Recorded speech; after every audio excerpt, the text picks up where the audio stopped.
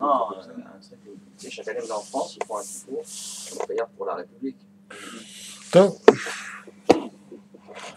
C'est le grand nouveau rabbin de France, comment s'appelle-t-il? Je ne sais pas et je ne le connais pas. A dit qu'il faut rester. Chaim quoi? Corsia aurait dit qu'il faut rester en France, qu'il faut servir l'État français, et ainsi de suite. Je le dis avec toute responsabilité, fuyez-le comme la peste, Nekuda. Fuyez-le comme la peste. Je pense que les choses sont claires, sont nettes et précises. C'est quelque chose d'inadmissible de dire des bêtises pareilles.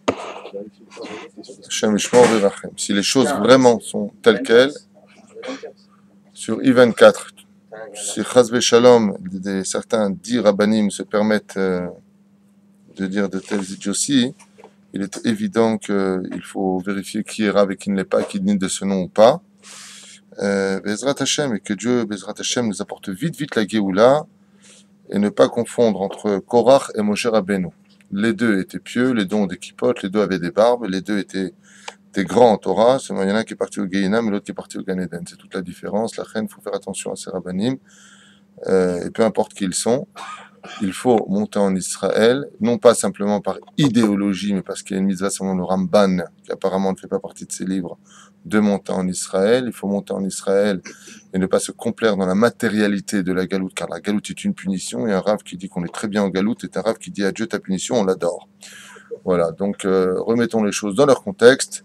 Boker Tov, hein, nous sommes aujourd'hui Yom Hamishi, Kafret du mois de Sivan, le 26 du mois de juin. Comme vous l'avez compris, Bezrat Hashem, un petit jour sur la paracha de la semaine. On commence apparemment un peu en retard. 2 halachot l'inéder sur nos questions. Aujourd'hui, on va faire le chot Gneva. Et donc, juste pour vous mettre un petit peu en garde, n'attendez pas une fois de plus, vous les juifs de Galoute, d'être mis à la porte par Isabelle la catholique ou les nouveaux islam de France ou autre chose, quoi. Il serait temps un petit peu de récupérer votre fierté, de vous préparer gentiment à monter.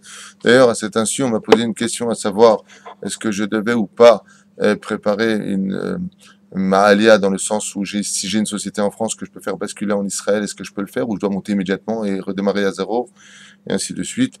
Ma réponse est monter le plus vite possible en Israël, mais si vous avez l'opportunité de pouvoir vous octroyer un travail ici, Inematov ou Manaïm, faites-le. Des fois, il faut savoir employer le verset suivant, qui a été dit par plusieurs personnes, et un des derniers plus grands rabbes de cette génération, qui était le Rav Mordechai Eliyahu, roule doucement, je suis pressé. Des fois, quand on est pressé de monter, il faut savoir rouler doucement. C'est-à-dire que le fait de faire les choses petit à petit ne veut pas dire qu'on traîne, mais au contraire que l'on avance bien.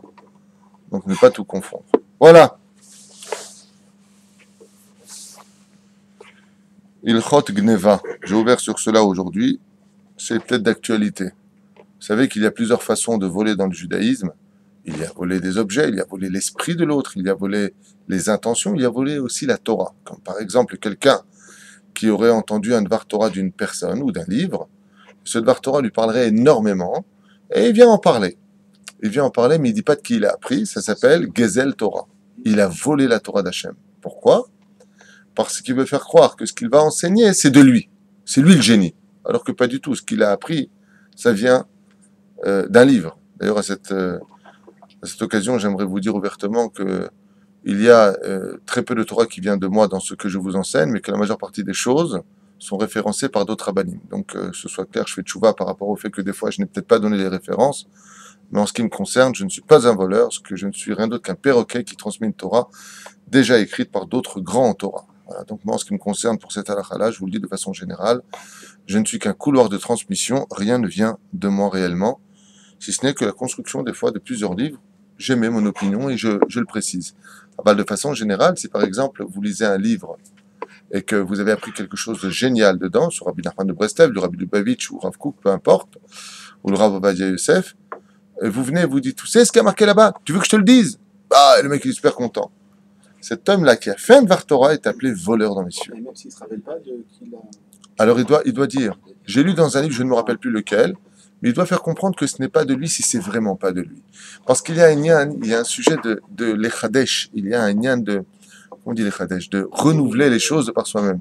Alors quand une personne dit, comme moi à l'époque, souvent ça m'arrivait au collège de réfléchir à certains sujets, de donner mon opinion, et j'allais voir mon rab pour lui dire, est-ce que je peux enseigner ça, c'est de moi? Non, comme ça, il dit, t'as regardé Ibn Ezra? Je lui dis non, il me dit, c'est ce qu'il dit. Je dis, mince. Mais c'est de moi aussi, je n'ai pas regardé, mais c'est de moi. Alors malgré tout, j'ai dit, tiens, j'ai compris comme Ibn Ezra, par exemple, telle chose. À Valkei 40, si vous apprenez un langage ou un Dvar Torah de quelqu'un, il est impératif de le dire. Comme c'est marqué dans la 11e Mishnah de la Braïta de Masechet Avot, 6e chapitre, où là-bas on nous dit Aomer Beshem Avro Mevi Geoula Laolam. Tout celui qui porte un Dvar Torah ou une chose au nom de celui qui lui a enseigné, Mevi Geoula Laolam, Shineemar Vatomer Esther Beshem Mordechai, comme l'a dit Esther au nom de Mordechai. Donc parce qu'elle a donné la référence, elle aurait pu dire que c'est d'elle. Ça n'aurait rien changé au niveau du Tochen Advarim, au niveau du sujet employé. Mais comme il dit les choses au nom de l'autre, il faut savoir que ça mène la Géoula. Donc, Mashma Mikan, on comprend de son sens contraire que quand tu viens dire quelque chose pas au nom de celui que tu l'as appris, tu éloignes la Géoula. Donc il est impératif pour nous de donner les références. C'est pour cela que, par exemple, pour ce grand rabbin de France, que Dieu le bénisse, je n'ai rien contre lui.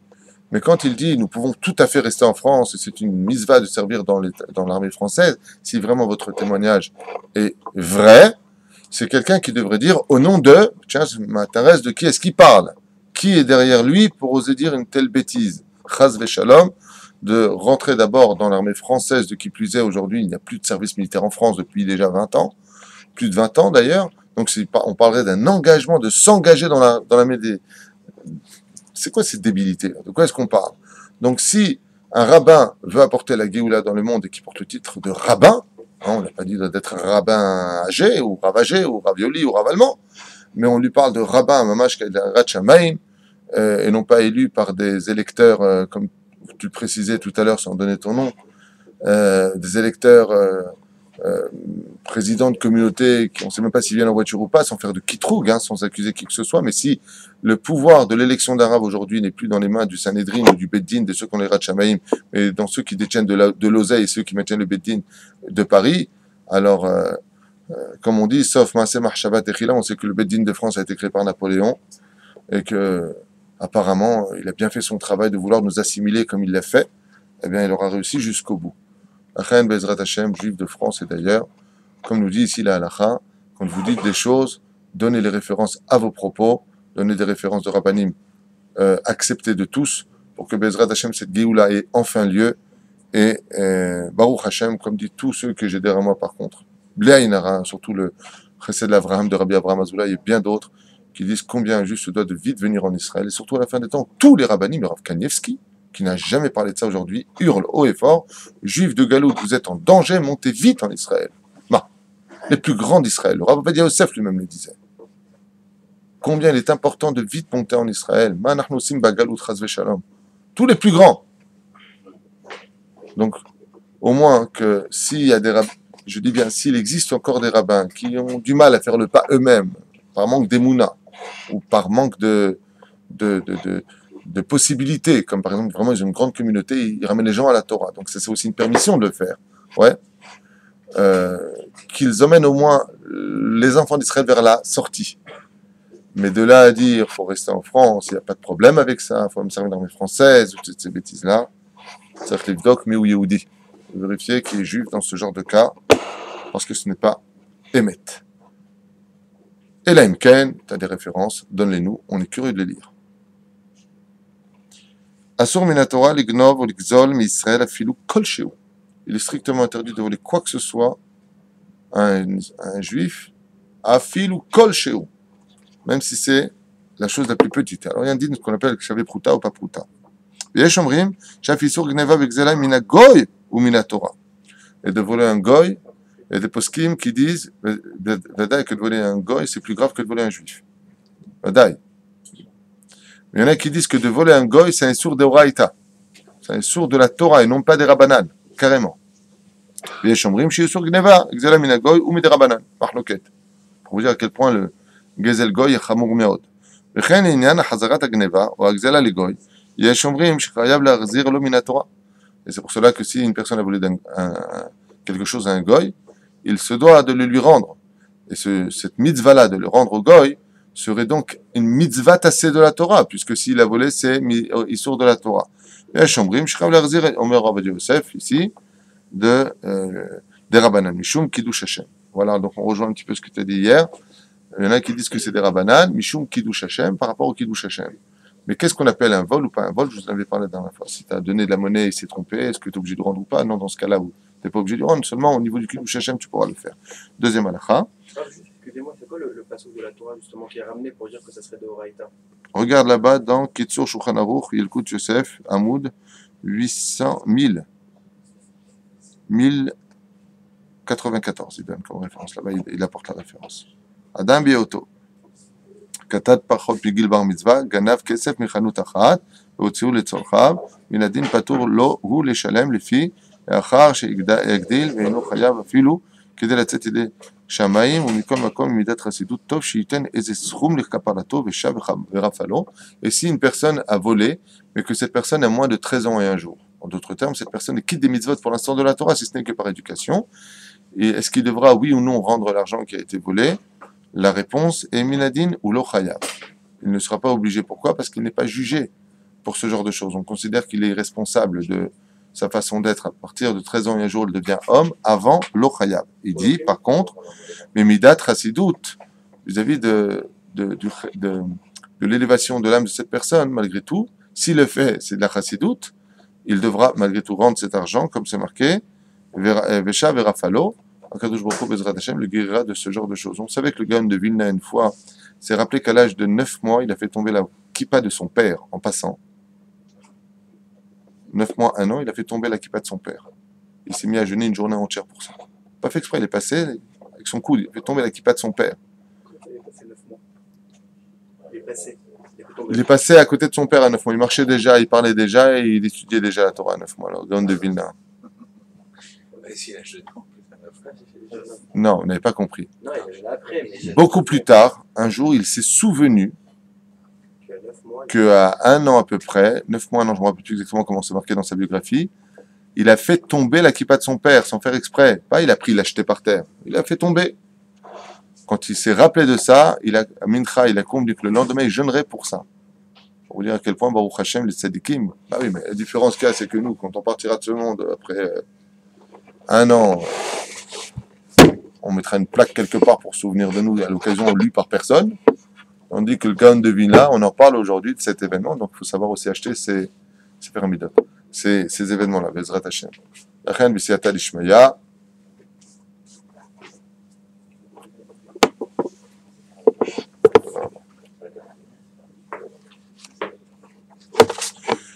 Toujours à propos des banim, cher et tendre Shlomo.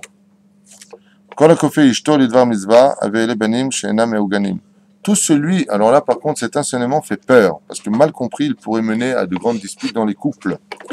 Mishe kofé kol akofé ishto lidvar mitzvah, tout celui qui force sa femme à faire des mitzvot par, d'une certaine façon, violer son libre arbitre, il la force réellement. Evele banim she'ena meuganim, il apportera des enfants qui ne seront pas bien. On ne force pas une personne à faire les choses. Tu n'es pas Moshe Rabbeinu Har Sinaï et tu n'es pas Dieu lui-même. Dans un cas où une femme, par exemple, veut sortir en jupe courte, vous savez, les petites jupes courtes, parce que là, il faut voir un rave. Pourquoi? D'un côté, c'est vrai que je ne suis pas Dieu, mais je suis quand même ton mari, tu vois, et j'ai pas envie qu'on te regarde. Ça peut être une raison d'aller voir un beddin. Donc le beddin va mettre en garde cette femme-là, et c'est pas pour un terme de Torah, c'est une question de couple. On parle de Torah. S'il force sa femme à faire des choses, ça veut dire qu'il la menace par ça. Ou tu fais ça, ou je divorce. Ou tu fais ça, ou tu en prends une. Ou tu fais ça, ou je sais pas quoi. Chas v'shalom, tout ce genre de bestialité. Il y a marqué, si cette femme tombe enceinte, il faut savoir que ses enfants ne seront pas méouganim. Ce pas des enfants bien. Dieu, il veut le cœur de l'homme, il veut pas du robotisme. La reine, lo mechayevim. De l'autre côté, ne confondez pas tout. Celui qui reçoit ses enfants à la maison, comme on racontait une fois il y a 3-4 ans ici. La fille, elle vient de France.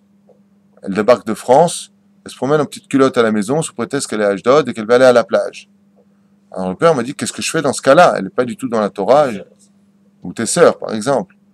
Dans ce cas-là, ça n'a rien à voir avec la Torah, c'est une question de savoir vivre. Quand on va chez quelqu'un, on respecte les lieux.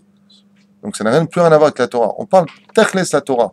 Ouais, tu dois faire le Birkat Amazon, t'es comme une Goya, à cause de toi qu'on n'a pas de Parnassa.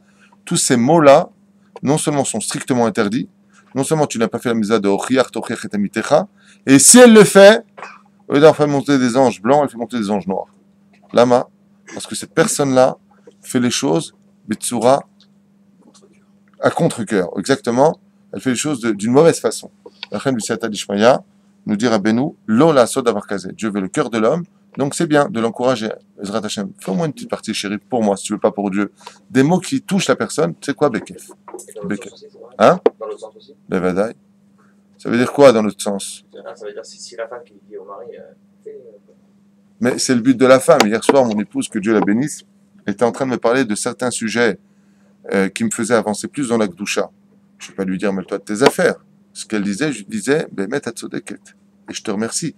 Arrête, le but de la femme, c'est ça. Ezer Kenegdo.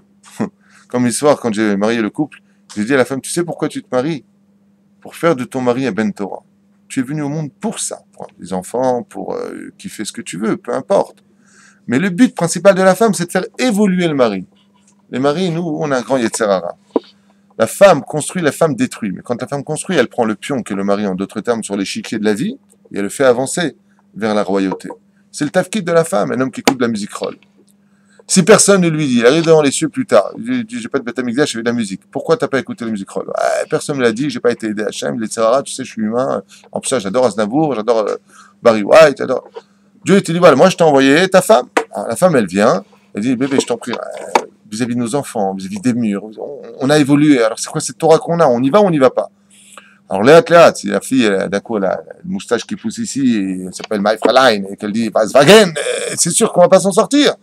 Mais si de façon générale, cette femme-là est virtueuse, et que vraiment elle veut avancer dans la Torah, et qu'elle pousse son mari, comme a dit Rabbi Akiva, qui ne voulait pas de tout ça, et quand il est arrivé avec ses 24 000 élèves, il a dit Sheli Veshelachem, Shelai. Tout ce que nous sommes, c'est grâce à ma femme. Donc oui, la femme a ce tafkid beaucoup plus que l'homme, contrairement à ce que l'on pense. Parce qu'elle a été Ezer Kenegdo. Elle est là pour l'aider. Si l'homme a le mérite, il épousera une femme qui la poussera dans la Torah. Une femme méritante n'est pas une femme qui est particulièrement belle, particulièrement gentille, et qui sait recevoir les autres. Pour ça, il y a des goyotes.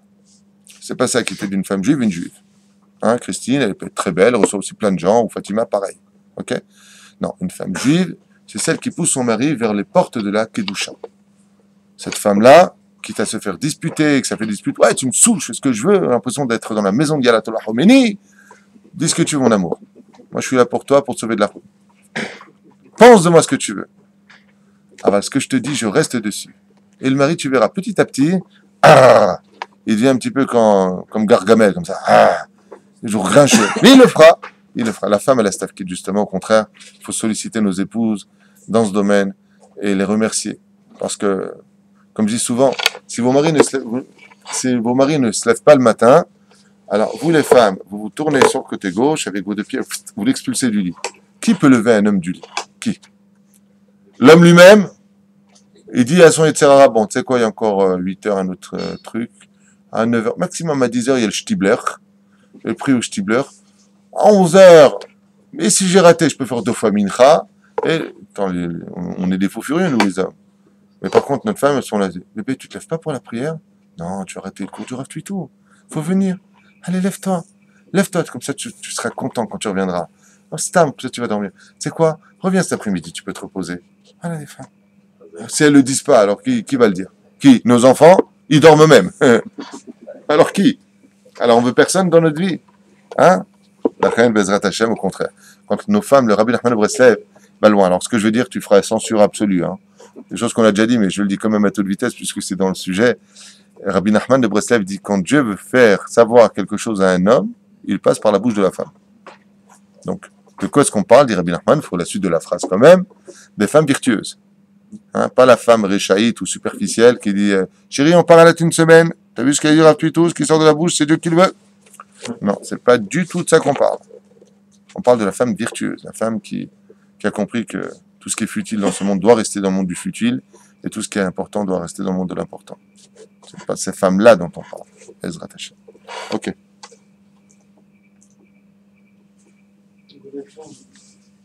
Une femme qui a beaucoup de pertes de sang, souvent nida, ça annonce en général qu'elle aura beaucoup de problèmes avec l'éducation de ses enfants. Comme ça dit Rabbi Nachman de Breslev, Shela Yoter Miyitzavon. Et c'est une femme qui est très souvent nida, qui perd beaucoup de sang.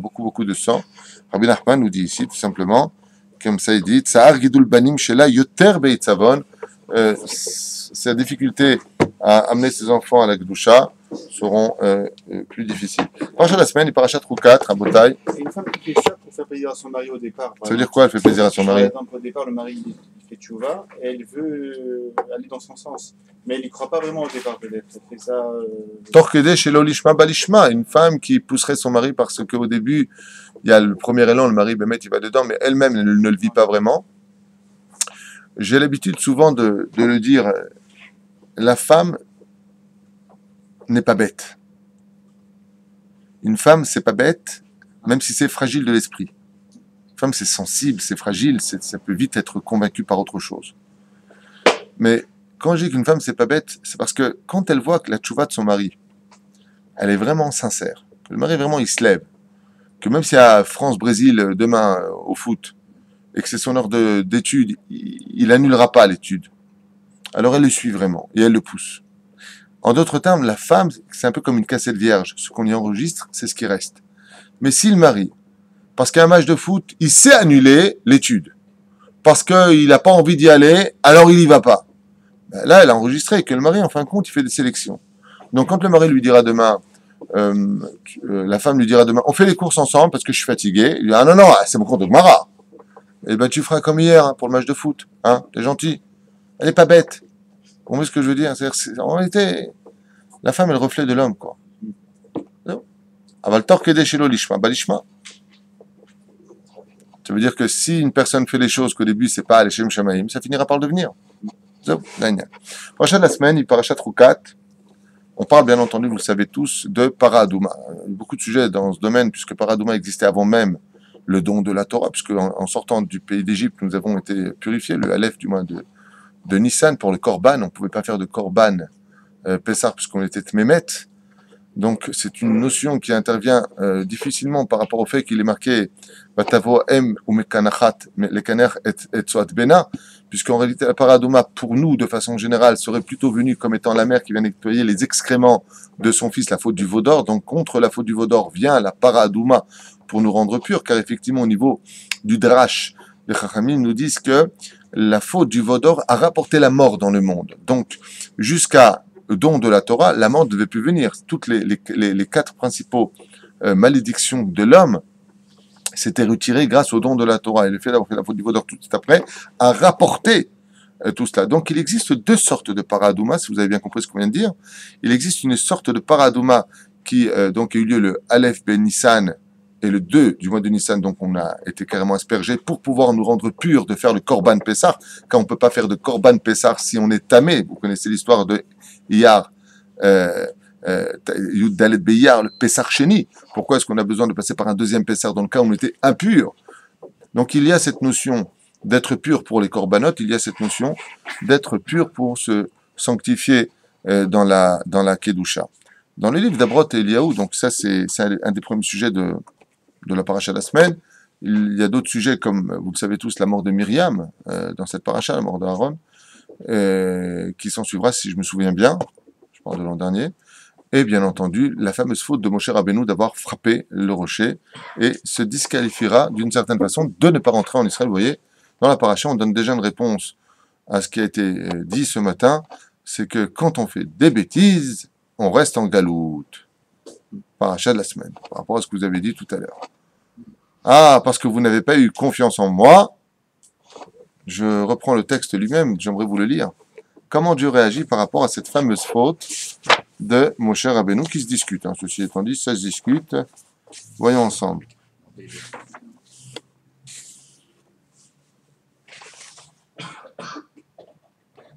Oui, il y a aussi le refus de Édom et de Moab de donner à boire aux enfants d'Israël. Donc ça, c'est les sujets. Il va y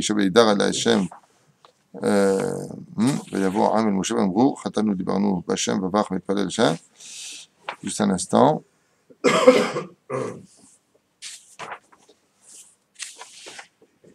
Il y a aussi la Shira d'Israël dans la paracha de la semaine. Il y a beaucoup de sujets en réalité ici. Il y a énorme. Alors, juste un petit instant.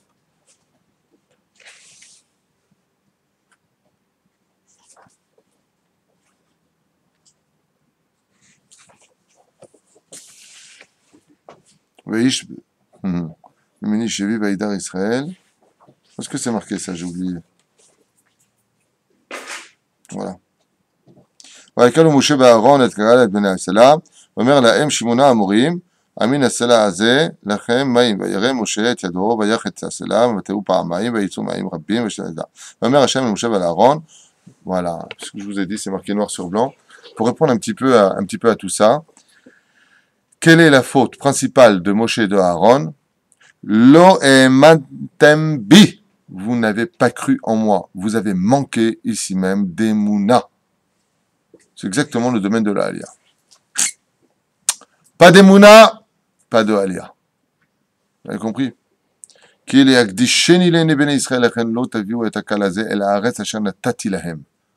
vous donne cette terre, donc vous ne serez pas dignes, vous, les rabbanim, on parle de Moshe et d'Aaron ici, lo emantem bi, vous n'avez pas eu de foi en moi, il dit à Kadosh Baruch Hu, vous n'êtes pas dignes d'emmener les enfants d'Israël en Israël. C'est quand même dommage que ce tafkid nous a été pris, nous les rabbanim, entre guillemets, par des chilonim comme Herzl, Ben Gurion ou autres, qui eux ont fait ce travail, même si ce n'était pas du tout volontaire à la base. C'est quand même dramatique. J'ai dit une bêtise? Non, mais le Talmud de Bavli, c'est pas... Quel rapport avec le Talmud de Bavli, là? Parce que quand on sait qu'à cette époque-là, par reconstruction, ils sont pas, c'est vrai que tous les religieux ne sont pas remontés en... Les religieux ne sont pas remontés, d'accord. Ils sont restés à Babel. Et alors, quel rapport? On est d'accord sur ça, et alors? Mais pourquoi ils ne sont pas remontés, quoi? C'est un peu... D'accord, mais quel rapport avec ce qu'on vient de dire? Là, je suis sur un truc, tu me coupes.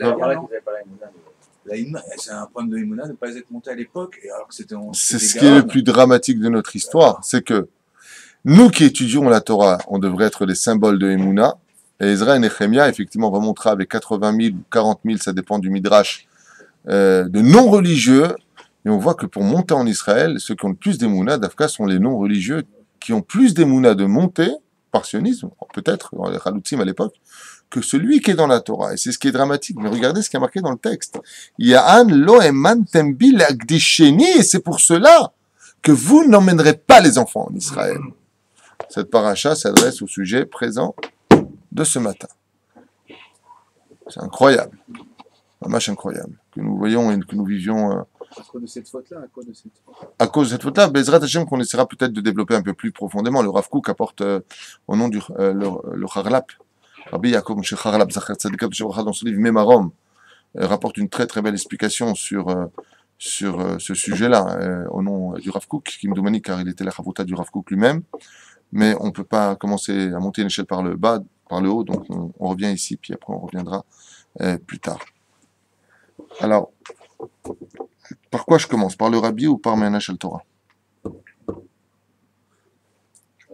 Le Rabbi, c'est bien. Alors, le Rabbi nous dit, là, c'est pas moi qui dis, c'est le Rabbi. Par contre, je veux bien qu'on rallume un petit peu le frais parce que je suis en train de... Un peu, mettez pas trop froid, moins 16.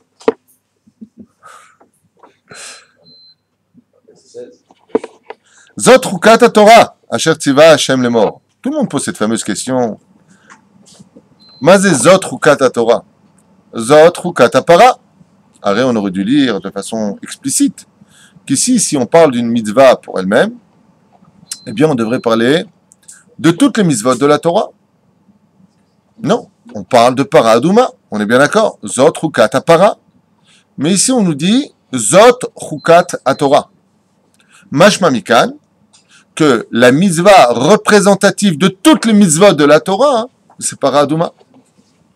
Et Dafka Lama Para Adouma, parce que si un homme se rend impur, en général, c'est à cause d'une faute essentielle, l'orgueil. L'orgueil, comme on le sait tous, les Chachamim nous disent, tu as été pris de la terre, tu retournes à la terre. Afar va efer. Et la Para Adouma, elle, qui représente, si vous le voulez, ce que je dis, c'est pas du Rabbi, hein, c'est une préface de moi-même, par rapport à cela, qui vient d'autres livres, bien entendu, rien n'est de moi, vous le savez, je ne suis qu'un transmetteur. La vache, dans le judaïsme, représente la matière par excellence. Et on vient nous apprendre que Dafka de la matière, une fois qu'elle est rendue, donc poussière, elle peut rendre l'homme pur. De là, les Parshanim nous disent que la para elle-même, la vache elle-même, rousse, ne pouvait pas rendre pure. Mais il fallait la travailler avec du Ezov, du chenille, toutes sortes de choses mélangées. Et une fois rendue totalement poussière, alors on pouvait en asperger et ça pouvait te rendre pur. De là, les Parshanim nous disent que ce qui a emmené l'homme à l'impureté, tout matmet, c'est-à-dire l'impureté qui est reliée à la mort, quand tu t'es rendu impur par rapport à une personne qui était décédée, eh bien, automatiquement, tu auras besoin de te rendre pur. Car qu'est-ce qui tue un homme dans ce monde? L'orgueil. L'orgueil tue. Et qu'est-ce qu'on dit dans le verset? Tu es venu de la terre et tu retourneras à la terre. De là, les Chachamim nous disent que regarde cette vache qui est imposante, qui représente le monde de la matérialité, comme on l'a vu dans le rêve de Pharaon, où là-bas il fait un rêve où il voit cette vache énorme sortir dévorée par cette vache fétiche, toute petite, ouais, qui les dévoreront. Donc on voit ici que tu auras 7 années d'abondance, de matérialité. La vache représente, dans le judaïsme, la béhéma, par excellence, l'animal. Et on voit que c'est elle d'Afrique qui viendra nous rendre purs. Comme on a l'habitude de le dire d'ailleurs dans la Hamida, Ve'lim kalelai nafshi tidom ke'afar.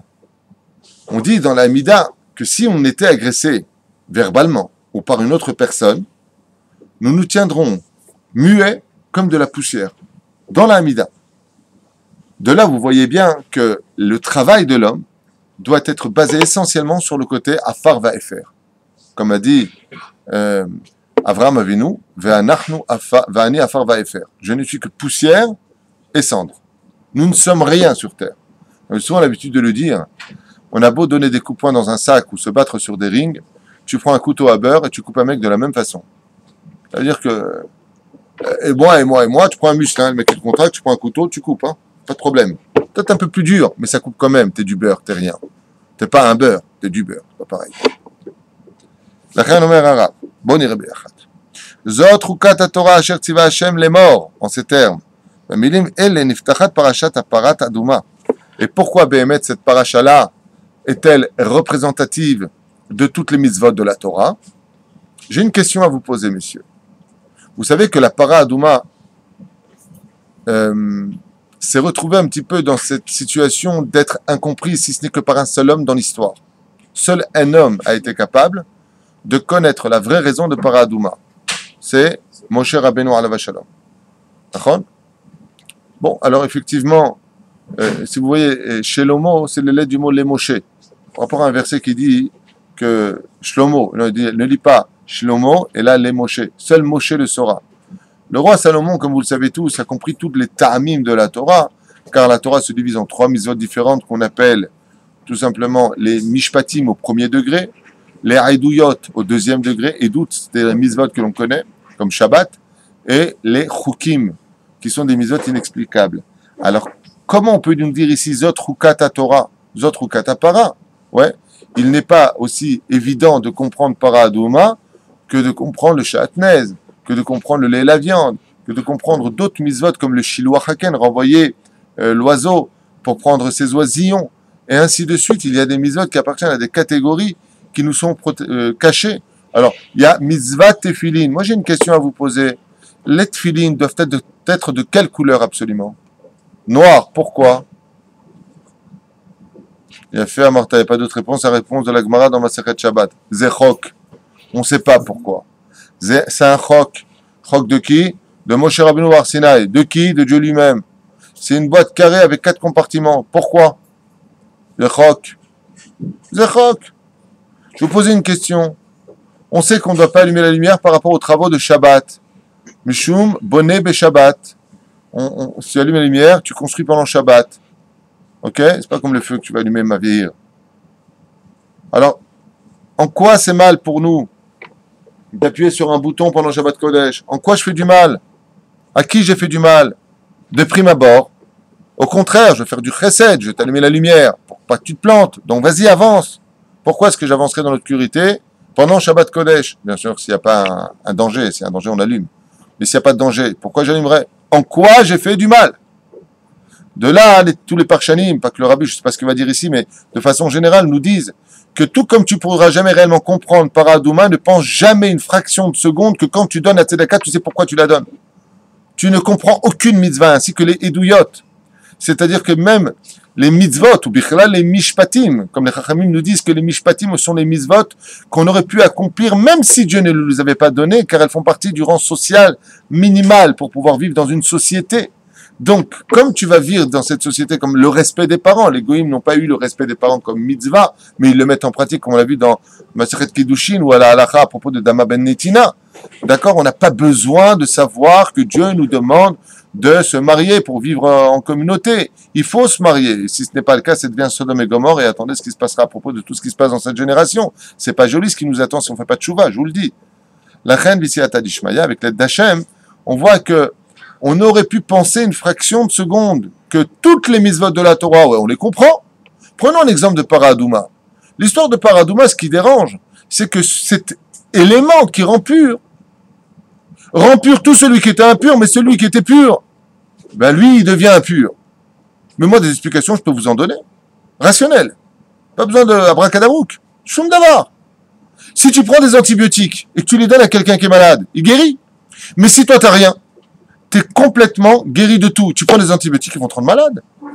Donc celui qui était pur, ouais, s'il prend le médicament qui est pour le malade, ce qui a été le cas de mon frère, mon petit frère à la Vachalom, qui est parti très jeune de l'hôpital, ils lui ont donné un médicament qui appartenait, un biberon qui appartenait à l'enfant d'à côté.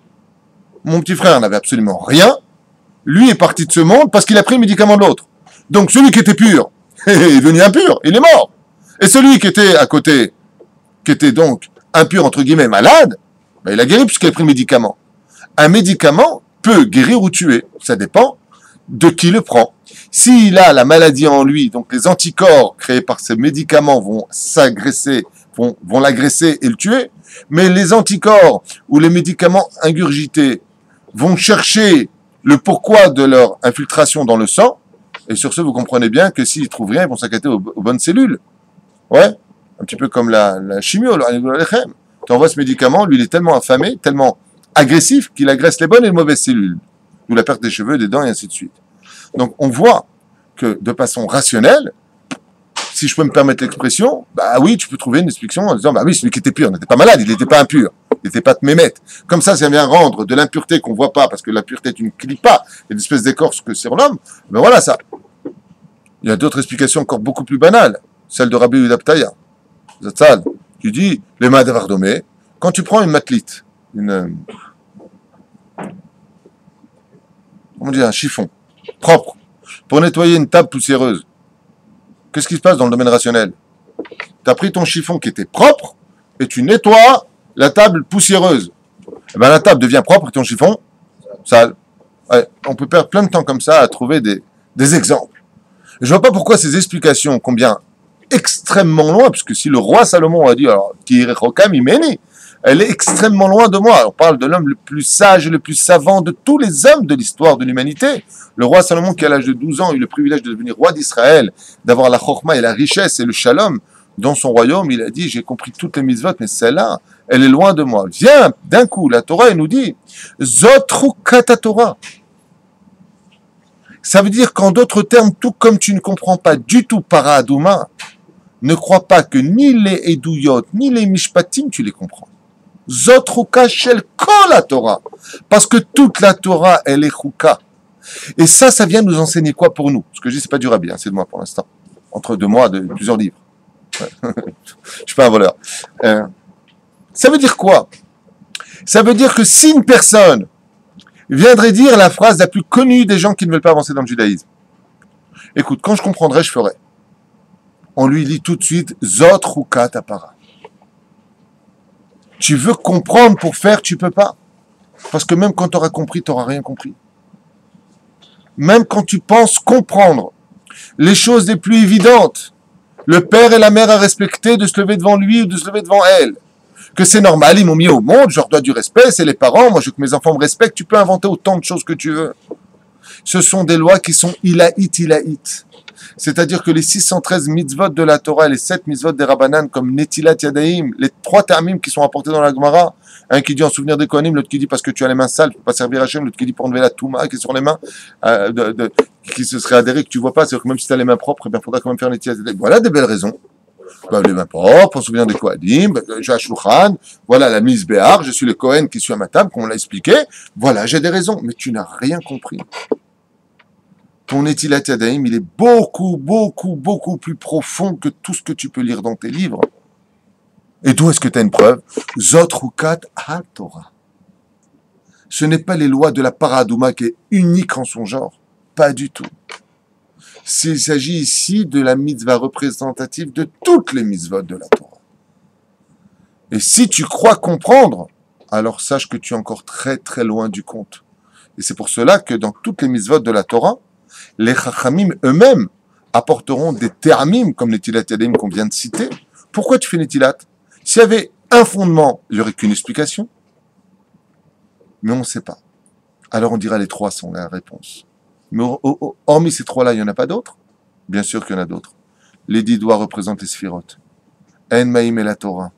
Toute la vérote se nettoie par le Netilat Yadayim.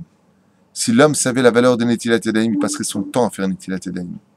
Il passerait l'occasion, il n'arrêterait pas. Je fais ça, tac. On ne va pas pour se rendre impur, stam, il ne va pas toucher stam ses chaussures, comme dit le Shulchan Aruch, entre les toilettes et le Motzi Lechem, il va se toucher les chaussettes ou les chaussures pour refaire Netilat Yadayim. On ne fait pas stam, c'est un srout de faire Netilat Yadayim. Et quand viendra le Melech HaMashiach Bezrat Hashem, souvent on pose la question, on dit, mais qu'est-ce qu'on va étudier comme Torah? La réponse est simple. Nous allons étudier la Torah, mais selon Ashita de Shammai. C'est-à-dire qu'on va étudier cette même Torah, mais à des degrés tellement élevés, tellement forts, que ce qu'on aura appris jusqu'à aujourd'hui, même au niveau le plus élevé pour nous, restera du Kita Aleph face à cette Torah qu'on apprendra comme dans le Melech HaMashiach. On apprendra que la paracha de la semaine prochaine, Balak, c'est un des noms de Dieu. Que Bilham, c'est un des noms de Dieu. Que Yetzer Hara, c'est un des noms de Dieu. Et on tombera par terre, on dit, je comprends plus rien. C'est quoi cette histoire? Mais parce que tu n'as rien compris. Et cette paracha vient te dire que tu n'as rien compris. Tu as intérêt à faire parce que ça va beaucoup plus loin que tout ce que ton sechel pourrait comprendre et que tes livres pourraient t'expliquer. La Torah est immuable et infinie. Zot Rukat Torah. Et pourquoi d'accord dans cette paracha-là? Pourquoi au sujet de la para? Pourquoi là, à ce moment-là, qu'on dit ça? Pourquoi on n'a pas dit avant? Ah, tu veux dire pourquoi est-ce qu'on n'a pas mis la Chouka au début? Oui, par exemple. Parce que c'est ce que j'ai expliqué. Il y a eu, en fin de compte, dans les textes, quand tu vérifies bien, il y a deux sortes de para-adouma. Il y a la para-adouma qui vient be'alma pour rendre pur pour les corbanotes, parce que sinon ces personnes seraient carrettes ou retranchées du peuple. Et il y a cette para-adouma qui vient après le don de la Torah. Donc une fois que tu t'es élevé par rapport au paracha de Baalotecha et tout ce qu'on a pu lire au Korach, et tout ce qu'on a pu lire au préalable, comme Korach, parce qu'en réalité la Chouka vient expliquer pourquoi Korach. Korach vient avec des ta'anot qui sont logiques. C'est une très bonne question que tu poses. Pourquoi Dafka Chouka elle est ici?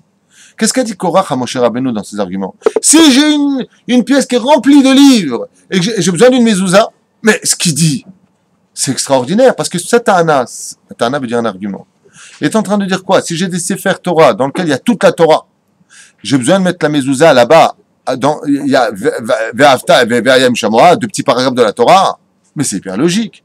Si j'ai un petit techelet, un fil bleu, face à un talit qui est totalement trempé dans le sang du chilazon, qui est totalement bleu, en quoi il me sert mon fil bleu? Pour réponse à Korach, vient Kadosh Baruch Hu en l'honneur de Moshe Rabbeinu, il dit Zot Rukat Torah. Parce que tu crois, Korach, que tu avais compris comment que ça fonctionne pour faire des calculs. Donc maintenant, la Chouka vient répondre à Korach. Et Korach, je vous l'ai déjà dit, c'est le premier réformiste de l'histoire. C'est un réformateur de la Torah.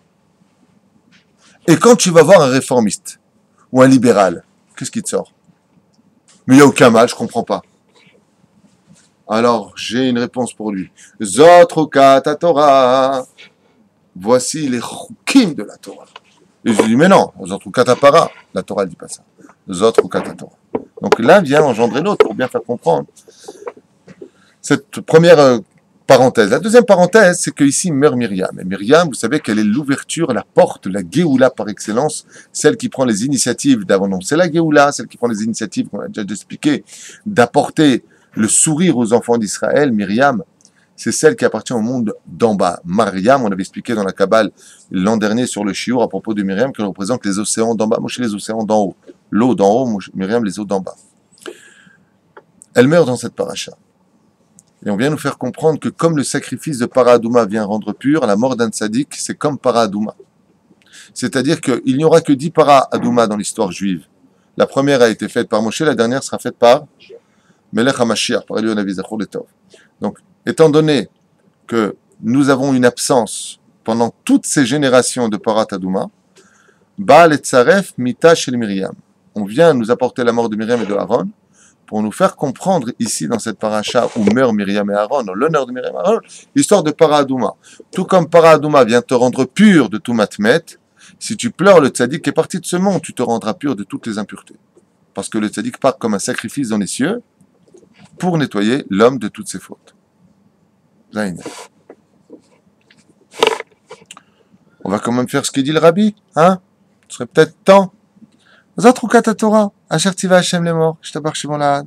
Bimilim ele niftachat parashat Para Adouma, Asher apara aya meter et atmeim, alide met. Comment l'expliquer? Mitzvazo i semel mitzvot she'enan nitnuna le'avana. Cette mitzvah-là appartient aux mitzvot qui n'appartiennent pas à la compréhension de l'homme. Veigam mechila lekarvat negudim. Et elle apporte aussi des controverses de par lui-même. Mitzad echad, d'un côté, nous dit le Rav, Para Adouma metaeret et atmeim. Donc, elle est capable de rendre purs les impurs. Au mitzad sheni, imetama et ateorim. Mais elle rendra impurs ceux qui étaient purs. Mishum kar, mofia berosh parasha, adgasha, zor chuka. Donc, c'est une chuka. C'est-à-dire une loi sans fondement pour nous. Chuka, hakika, gzera, gazarti. Je m'excuse de le dire, mais on dit un peu la même chose depuis tout à l'heure. Entre ce que je vous expliquais et ce qu'il dit, il dit en fin de compte, pourquoi est-ce qu'on le fait? Un ordre du roi. Pourquoi tu as une mezouza à ta porte? Alors, quand nous étions en Égypte, Dieu a demandé de mettre du sang pour enlever la mort. Mezuzot, c'est l'aide du mot zazmavet, enlève la mort. Très bien. En explication. Non. Zot ou katatora. Et donc, quelle est la connotation qui doit frapper notre esprit? Nous dit le rabbi ici, comme les Parshanim l'enseignent eux-mêmes, tu n'auras pas le droit de commencer à dire pourquoi.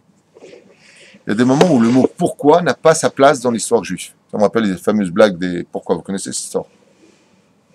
Par contre, c'est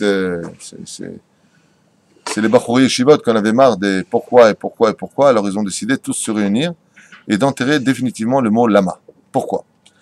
Alors ils se sont tous réunis comme ça, ils ont fait un grand trou, ils ont dit à partir de maintenant, on fait un éder, comme ça, les uns après les autres, d'enterrer le mot lama. Il est venu à l'étranger près d'eux, il leur a dit lama. Pourquoi? Pourquoi vous l'enterrez, mais pourquoi?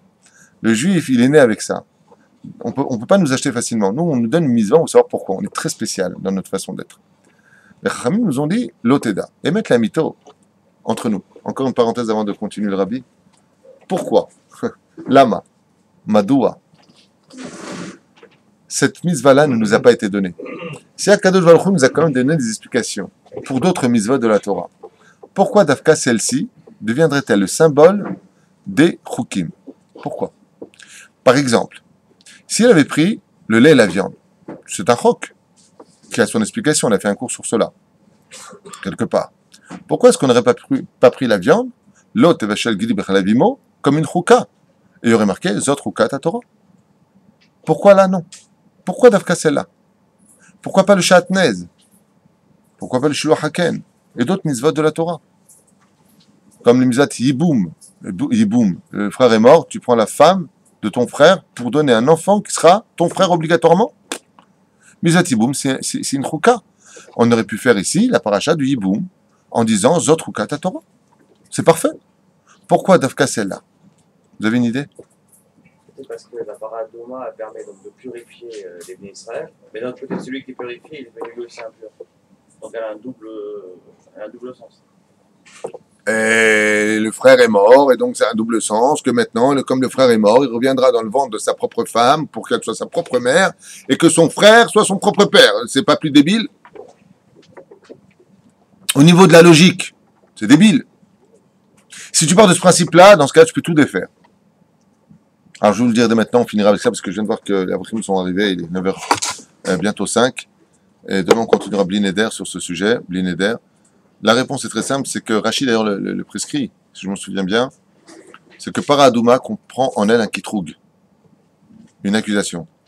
c'est que si on avait eu les explications de Paradouma, on aurait trop développé le sujet et les goïms nous auraient demandé à chaque fois le ta'am de Paradouma.